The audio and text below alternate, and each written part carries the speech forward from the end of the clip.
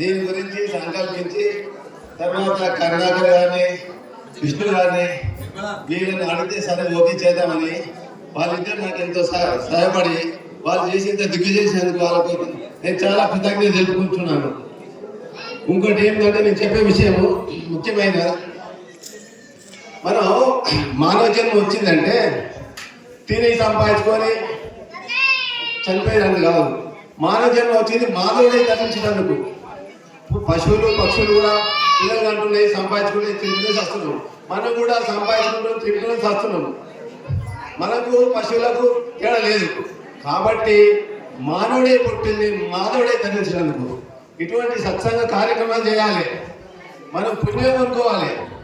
మనం పుణ్యం అనుకుంటే ఇప్పుడు మంచి ఏ ఇతను పెడితే ఆ చెట్టు వస్తుంది. పుణ్యం అనుకుంటే పుణ్యం వస్తుంది. సర్వల్ల పాపం ఉంటే పాపం వస్తుంది. మనం సంపాదించింది సత్కారాలను దానం చేయాలి. వృధా చేయకూడదు. మన సమయం కూడా వృధా చేయకూడదు. ప్రతి ఇంట్లో భగవద్గీత ఉండాలనే ఉద్దేశంతో ఇది చేస్తున్నాం కార్యక్రమం. ప్రతి ఇంట్లో గీత పారాయణ జరగాలి. గీత నేర్చుకో రాత మార్చుకో అని ఒకటి ఉంది సూక్తి. కాబట్టి అందరూ భగవద్గీత పారాయణం చేయాలని నా ఉద్దేశం.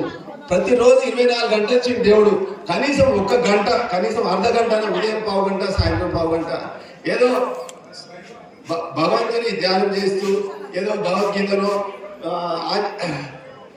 హనుమాన్ చాలీసాలో ఏదో చేస్తూ మనం పుణ్యం సంపాదించిన మోక్ష మార్గం గోల్డకు మనం తరించాలని నేను కోరుకుంటున్నాను. జై శ్రీ.